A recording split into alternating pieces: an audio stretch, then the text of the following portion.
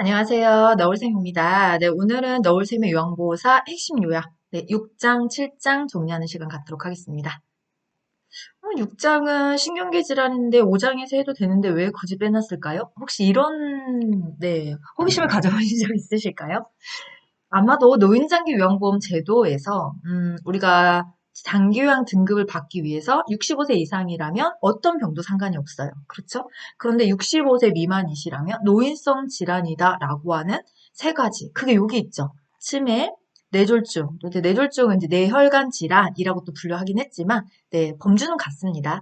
그다음에 파킨슨 질환, 이렇게 세 가지 질환이면 65세 이하의 이 질환에 가지고 계시면서 인지기능의 저하이거나 일상생활에 거동이 좀 불편하시다면 장기요양 등급은 나옵니다. 그래서 65세 이상, 65세 이하 모두에게 공통되는 질환이고요. 또 노인성 질환의 대표 주자이기도 하고요. 그래서 아마도 조금 더 중요하니까 6장으로 빼지 않았을까. 너울샘의 추측입니다. 시험 문제의 6장의 비중도는 그닥 높진 않아요. 한 문제 정도 또 때로는 안 나오기도 해요. 그리고 여기 보시면 우리가 치매 내용이 엄청 많지만 사실 12장의 치매 요양보 기술에 또 치매 파트를 전반적으로 다루고 있기 때문에 여기서는 이제 이론에 관련된 내용들을 중심으로 좀 기억을 해주시면 되거든요. 자, 그럼 이제 신경계 질환에 치매, 뇌졸중, 파킨슨이 들어가는 거고 신경계가 노화가 오면 어떤 변화의 특성을 갖습니까? 단기 기억은 감퇴하지만 장기 기억은 대체로 유지된다는 거 기억하시면서 세 가지 질환 치매, 뇌졸중, 파킨슨을 살펴보도록 하겠습니다. 자, 우리가 치매 질환은 증상이다라고 해서 치매 증상 크게 두 가지죠. 하나는 인지기능 장애, 또 하나는 정신행동 증상. 이렇게 다양한 증상들을 쭉 인지기능 장애, 기억력 저하부터 설명이 되어 있고요. 이걸로 인해서 문제를 출제하기도 해요. 아주 종종. 네. 그 다음에 단계별 특징과 증상이다라고 해서 초기 치매, 중기 치매, 말기 치매, 물을 자르듯이 뚝뚝 끊어서 여기까지는 초기요, 중기요, 말기요 이렇게 구분할 수는 없지만 초기 때는 나타나지 않았던 것들이 중기에 가서 보여지는 경우가 있어요. 그 대표적인 게 뭐냐면 환각, 망상, 배회와 같은 정신행동 증상이 심하게 나타난다는 거죠. 초기에도 있긴 있어요. 우울이나 짜증, 의심 같은 증상들. 그러니까 여기는 이게 정신행동이라고 분류를 해보시면 우울, 짜증, 의심은 정신에 가까운 거고요. 환각, 망상, 배회, 뭐 이런 짜증내는 폭력적인 이런 것들 있죠? 그건 좀 행동에 가깝습니다. 이렇게 분류를 해서 좀 보시면 좋을 것 같고, 말기에 가서는 초기와 중기와 다르게 그렇죠? 정신적 증상은 줄어들지만 와상 상태. 그래서 누워서 거의 반응이 없는 상태. 이런 내용들이 말기의 특징으로 우리가 표로 구분이 되어 있습니다. 요거는 종종 출제했던 것 같아요. 제가 기출문제를 쭉 봐오면서 초기 증상에 해당하는 치매의 내용으로 맞는 것은 고르십시오. 중기 치매 증상으로 옳은 것을 고르십시오. 이렇게 나오기 때문에 중기 말기를 딱딱 중요한 내용만 제가 표시해뒀으니까 그런 내용을 기억해 두시면 문제 푸는데 어렵지 않게 답안이 보이실 거고요. 돌봄이라든지 치료라든지 예방 같은 것들은 거의 출제되지 않습니다. 이거는 12장에서 너무 자세히 다루기 때문에 패스하셔도 될 거예요. 자, 그다음 두 번째가 뇌졸중이죠. 뇌졸중은 좀 많이 내는 편이에요. 그래도 치매, 뇌졸중, 파킨슨 중에 가장 많이 나왔던 게 뭡니까? 이렇게 물으면 뇌졸중 꼽을 수밖에 없고요. 예전에 증상 하나로 딱 통일을 했지만 지금은 증상과 후유증을 좀 구분하고 있기 때문에 이 후유증을 잘 기억해 주시면 좋을 것 같아요. 그리고 제가 여기는 그리지 않았지만 여러분 표준교재 245페이지에 가면 뇌구조 있죠. 그래서 뇌 구조에 따라서 전두엽이 하는 일, 감정, 운동, 지적 능력, 두정엽이 하는 일, 공간, 감각 기능, 후두엽이 하는 일, 시각 기능, 측두엽이 하는 일, 언어 기능. 선생님 그게 무슨 소리죠? 이렇게 하신다면 245페이지 표준교재를 꼭 읽어보셔야 됩니다. 이것도 짝짓기 문제로 돼요. 저는 짝짓기 문제가 난이도가 제일 높은 거라고 생각하는 거거든요. 짝짓기가 뭡니까? 전두엽 써놓고 시각 기능 삑 틀렸습니다. 시각 기능은 후두엽이잖아요. 이렇게 각자의 뇌의 부분 엽에 맞는 기능으로 옳게 연결된 것을 고르십시오. 이런 문제가 짝짓기 문제고 다 알지 못하면 답이 보이지 않습니다. 그래서 얘네 내구조의 요 시험 문제도 가끔 출제됐던 거기 때문에 좀 기억을 해주십시오 라는 말씀을 드리면서 반신마비입니다. 그렇죠. 손상된 뇌의 어느 쪽에? 반대쪽에 발생합니다.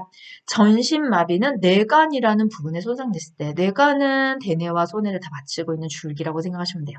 공급 통로가 해당되기 때문에 부위는 작아도 공급 통로가 차단돼서 뇌관에 손상이 왔다면 대뇌와 소뇌로 산소와 영양소 공급이 안 되기 때문에 갑자기 그냥 의식을 잃고 전신마비로 쓰러지기도 합니다. 그거 제일 무서운 부분이에요. 그다음 반신 감각장애 어느 쪽에 옵니까? 손상된 뇌의 반대쪽에 옵니다. 감각장애 종류는 두 가지잖아요. 감각 이상, 남의 살 같고 저리고 정기 오는 듯한 느낌이 납니다. 그럼 감각 이상. 감각 소실, 뜨겁고 차가운 게 잘 느껴지지 않습니다. 꼬집어도 아프지 않습니다. 그러면 감각 소실. 자, 언어장애. 좌측뇌가 손상되면 뭐가 오지요? 실어증. 꼭 기억하셔야 되겠죠? 우측뇌가 손상되면 오나요? 안 옵니다, 실어증. 네. 두통과 구토, 의식장애, 뇌감 또는 광범위한 뇌 손상이 있을 때, 어지러움, 운동, 실조증, 손해. 손해가 동작, 움직임, 행동을 주관하는 뇌이기 때문에 이쪽 뇌가 손상이 되시면 어지럽고요. 균형 잘 안 잡히고요. 자꾸 쓰러지려고 그러고요. 그렇죠? 그다음 시력장애, 삼킴장애. 자, 비교적 갑자기라는 단어가 중요한 거죠. 혈관성 치매를 의심해 봐야 합니다. 자, 그 다음에 치료 예방으로 시간의 사투를 벌이고 있습니다. 발생 4시간 이내에 도착한다면 혈전 용해제로 팍 풀어줄 수 있어요. 막힌 부분을. 그러나 그 시간이 지나서 오신다면 요 약을 쓰기는 어렵습니다. 뇌출혈의 전구 증상을 잘 관찰하셔야 되겠죠. 그래서 표준교재의 247페이지에 한쪽 팔다리의 마비 또는 감각 이상이 느껴지거나 팔음이 분명하지 않거나 한쪽으로 자꾸 넘어지려고 한다든지 어지러움, 복시, 심한 두통 전부 다 전구 증상의 신호이기 때문에 잘 기억을 해두셔야 됩니다. 자, 세 번째 신경계 질환은 파킨슨 질환입니다. 이 파킨슨도 시험 문제 출제하면 이 증상에 대해서 출제를 할 거예요. 자, 눈에 딱 보이는 거예요. 우리 선생님들. 운동 증상, 비운동 증상. 떨려요. 그래서 안정시 떨림 하죠. 또 진전 이렇게도 부르기도 하고요.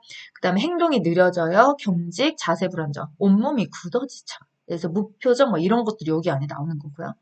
그 다음에 비운동 증상으로 신경정신 증상, 수면 이상, 자율신경계 증상, 감각 이상, 인지기능 장애 뭐 이런 거 다 전반적으로 나타날 수 있습니다. 그래서 이런 증상들이 파킨슨 질환의 대표적인 증상이다라고 기억하시면 되고 체계 업그레이드가 되면서 조금 추가된 내용들이 있기는 해요. 이것도 나올 법한 문제인데 제가 여기에 따로 기입하지는 않았지만 우리 파킨슨병 약물 관리에서 단백질 이야기 잠깐 하죠. 네, 그래서 이 변비가 발생할 수 있기 때문에 충분한 야채와 칼슘은 섭취를 하도록 하시고 단백질은 약물 복용과 시간 간격을 좀 두고 드시는 거 좋습니다. 네, 그렇다고 또 단백질 아예 안 드시면 근육 손실이 생기기 때문에 자제할 필요는 없다. 이런 얘기해요. 그래서 이런 파킨슨 병에서 주의할 약물이라고 해서 250페이지 참고에도 그런 부분이 일정이 들어가 있거든요. 어떤 소화제나 항정성 약물 및 안정제, 편두통 및 어지러움의 치료제는 파킨슨병 환자의 증상을 악화하거나 치료 효과에 영향을 줄 수 있기 때문에 복용 전에 반드시 의사와 상의해야 된다. 어떤 약이요? 소화제, 항전성 약물, 안정제, 편두통. 어지러움 약. 여기까지 좀 기억을 해주셨으면 좋겠습니다. 참고도 안 나오지 않아요. 네, 종종 출제합니다. 자, 이제 7장으로 가겠습니다. 자, 7장은 건강 증진 및 질병 예방, 요 파트죠. 네, 그래서 1절 영양부터 8절 온열 질환 및 한랭 질환까지 우리가 어떤 건강 수칙을 잘 준수하고 있어야 됩니까? 이런 내용에서 시험 문제 출제되는 거고요. 여기도 한 두 문제? 많이 나오면 세 문제까지도 나왔던 것 같아요. 가장 많이 나왔던 내용을 여기서 한번 뽑으실래요? 이렇게 얘기하면 예방접종. 단연 1등을 달리고 있고요. 그 다음 두 번째로 많이 출제됐던 건 약물 사용이에요. 예, 그런데 아마 책이 개편되면서 온열 질환과 한랭 질환도 꽤 많이 나올 거예요. 2024년엔 출제 한 번도 안 됐어요. 왜냐면 여기에 오류가 있었거든요. 근데 이제 2025년으로 개편을 하면서 오류는 다 잡아놨기 때문에 아마 출제율이 조금 올라갈 겁니다. 조금 약간 헷갈리는 내용이기 때문에 그래요. 그래서 그런 거 위주로 좀 기억을 해주시면 좋을 것 같습니다. 자, 그러면 1절부터 살펴볼게요. 노을샘은 이런 내용을 갖고 왔죠. 예, 그래서 영양 파트에서는 주요 영양의 어떤 문제들이 75세 이상 고령자에서 에너지 섭취 부족이 나타나는 거고, 그중에 또 탄수화물 비중이 꽤 높은 편이에요. 그러나 비타민에 들어간 A, C, D, 나이아신, 엽산, 칼슘, 예, 필요량보다 부족하게 섭취하고 있고, 또 나트륨은 기준 이상 과다 섭취하고 있고, 이런 게 좀 문제가 될 수 있다는 거죠. 생활 지치 하나도 안 어려워요. 우리 너무 상식적으로 알고 있는 거. 덜 짜게, 덜 달게, 덜 기름지게. 균형 있게. 물은 충분히, 체중 유지. 그렇죠? 아침 식사 꼭 먹고 필요한 양만큼 술은 절제합시다. 요런 상식의 내용도 충분히 정답 찾으실 수 있고요. 그다음에 운동. 현재 운동 수준을 꼭 평가하시고 금기 질환이나 투약상을 꼭 확인하셔서 운동으로 인해서 신체 상태가 나빠지지 않게 점차 강도는 서서히 준비 운동과 마무리 운동은 반드시 해주셔야 되고 빠르게 방향을 바꾸는 운동 있죠. 구기 종목, 태권도 이런 것들은 좀 피해 주시는 것이 좋습니다. 자, 수면에 문제가 어떤 문제가 있냐면 수면 중에 자주 깨요. 깊게 잠을 잘 수가 없다는 거죠. 수면량이 감소가 됐다는 것은 전체 수면 시간이 줄어들었다는 거고요. 또 잠들기까지 오랜 시간이 걸려요. 또 이제 수면 시간이 짧아지기 때문에 졸림이 많이 심해집니다. 낮 시간에. 그런 게 인해서 나타나는 수면의 문제들이고요. 자, 이제 성의 문제에 보시면, 호르몬의 변화. 오죠. 갱년기를 맞이하잖아요. 또 질병 치료제가 성의 활동을 방해하기도 하고요. 당뇨병 노인은 발기부전. 항염증성 약물도 성적 욕구를 감소시킵니다. 그래서 약물 때문에 성욕이 줄어드는 거지 타고나 있는 인간의 본연의 생리적인 욕구가 성이 줄어드는 건 아니거든요. 자, 전리선 절제술은 발기하는 데 문제를 유발하지 않습니다. 일부 항파킨슨 약물, 이거 항도파민제죠. 예, 성적 욕구를 높여주지만 성적의 어떤 상생활 수행 능력까지 높여주는 것은 아니기 때문에 자칫 잘못하면 성희롱의 모습이 나타날 수 있어요. 그래서 약물의 부작용을 잘 관찰해 주셔야 되는 이야기고, 요 코계 관리에서 나오죠. 자, 이제 약물 사용 좀 낼 게 많아요. 요 파트는. 예, 그래서 약물의 원칙. 남의 약을 먹거나 자기 약을 남에게 주면 안 되고요. 처방전 보관했다가 제시해 주셔야 되고, 또 약 복용 시간은 준수하시고, 약이 쓰다고 다른 것과 함께 복용하시면 안 되겠죠. 약 삼키는 것이 힘들다고 쪼개서 복용하지 않기. 그럼 어떤 것만 복용하셔야 되나요? 쪼개서. 분할성이 있는 약만. 그래서 분할 분쇄 약제. 예, 여기 보시면 장용 코팅제. 예, 이거를 분쇄하세요. 이게 아니라 분할 분쇄가 가능한 약제는 하시는데 장용 코팅제를 분할 분쇄하시게 되면 약효가 떨어집니다. 그쵸? 그 다음에 서방제. 네, 서방이 천천히 느리게 녹는 약이잖아요. 이거를 막 분할 분쇄를 해버리게 되면 빨리 녹아서 흡수가 되기 때문에 부작용이 증가돼요. 분할 분쇄 약제 불가라고 써는 게 훨씬 더 맞겠는데, 그쵸? 네, 그거를 제가 다음에 책을 교정할 때는 얘를 좀 첨가할게요. 자, 그 다음에 이제 부작용이 흔한 약물들이 있죠. 예. 그래서 소염 진통제, 우리 선생님들 위염, 위궤양 할 때 막 나왔을 거예요. 예. 그러니까 이 소염 진통제가 위벽의 위장벽을 자꾸 해지게 만들기 때문에 속쓰림이 있을 때는 의사 상의하셔야 되고, 또 이제 당뇨병의 약제 부작용은 저혈당이죠. 그래서 저혈당은 당뇨에서 배우셨잖아요. 그래서 피로나 불안, 초조, 두근거림, 빈맥, 식은땀, 간극적 오심, 뭐 이런 증상들이 관찰된다면, 네, 저혈당일 수 있습니다. 이런 거. 그 다음에 통증 때문에 많이 복용하시는 약이 스테로이드죠. 장기적으로 사용했을 때 문제가 돼요. 뭐 단기로 잠깐 쓰는 거는 괜찮은데 장기화가 됐을 때는 체중 증가, 정신장애, 선망, 우울, 소화기 궤양, 당뇨병, 네, 사실 제일 무서운 게 면역저하예요. 면역력이 떨어져서 그걸로 인해서 네, 어떤 감염병의 증가라든지 이런 게 발생할 수 있으니까 이런 부작용도 좀 기억을 해주시는 게 좋겠고요. 또 이제 수면제라든지 신경안정제 많이 드시잖아요. 이게 균이 없고 약간 몽롱해지고 이러면서 낙상이나 배뇨장애, 변비 등의 위험이 있기 때문에 복용 후에는 특히 그렇죠. 낙상사고가 나지 않도록 관찰을 꼭 해주셔야 합니다. 자, 이 외에도 약을 복용할 때 주의해야 하는 음식들이 있어요. 자몽 주스, 고지혈약과 혈압약, 예, 여기서 이제 약물의 상호작용이 발생해서 부작용률을 굉장히 높이거든요. 예, 그래서 이런 것들은 좀 확인을 해주셔야 되고, 시금치 같은 경우에는 부정맥이 있는 분이 와파린을 복용하실 거예요. 근데 이 와파린과 시금치가 너무 많이 과량이 먹었을 때는 예, 약의 효과를 줄일 수 있기 때문에 와파린 드시는 분은 시금치 양을 조금 제한해 주시는 게 좋고요. 뭐 어떤 것도 발생할 수 있어요. 커피, 유제품, 인삼, 홍삼, 콜라, 술, 뭐 별의 별 음식들이 사실 약물과 상호작용 굉장히 많이 하거든요.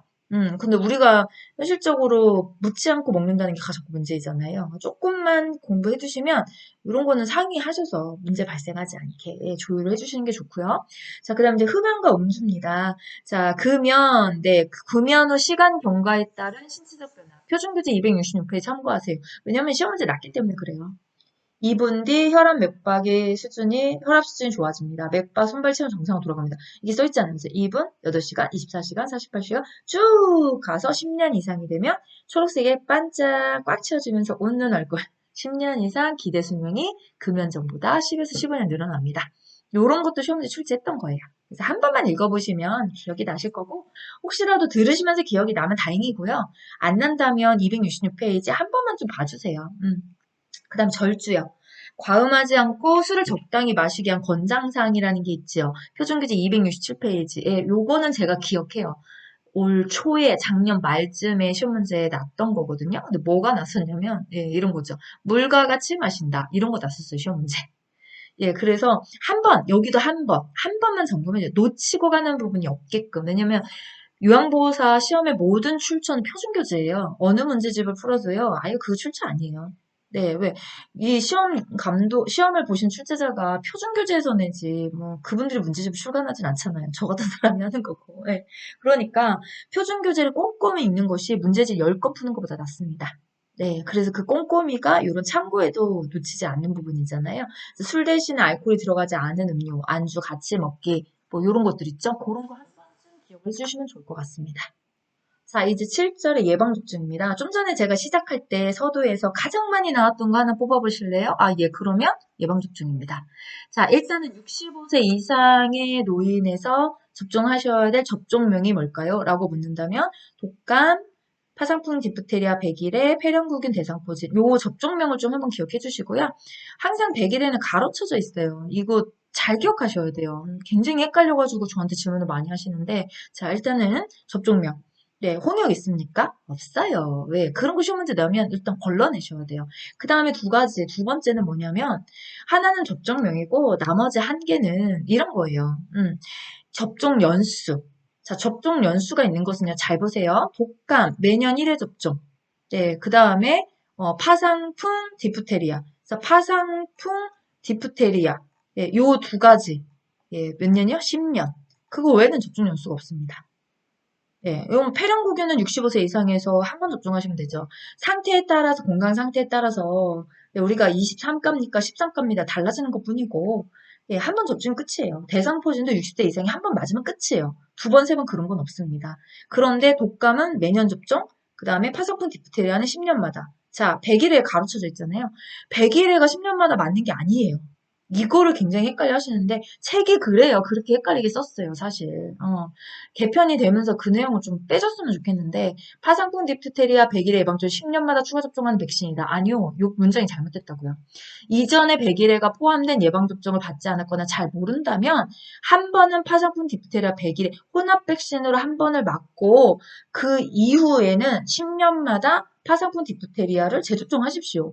그럼 여기에도 100일을 써놨어야 되는데 없잖아요. 맞거든요. 100일에가 10년마다 맞는 게 아니에요. 10년마다 맞는 건 파상풍 디프테리아밖에 없어요. 책을 좀 잘 다시 한 번만 읽어보시고 읽어도 헷갈린다면 제가 안내한 부분만 기억하시면 됩니다. 이런 부분을 잘 모르고 그냥 책만 보고 문제를 출제하시는 분들이 계시거든요. CBT 문제도 저희 교권에 있어요, 그런 문제. 그런 분들이 이거 그냥 책 가지고 문제를 내다 보니까 이게 책도 진위 여부 확인이 되셔야 되잖아요. 맞는 겁니까? 틀린 겁니까?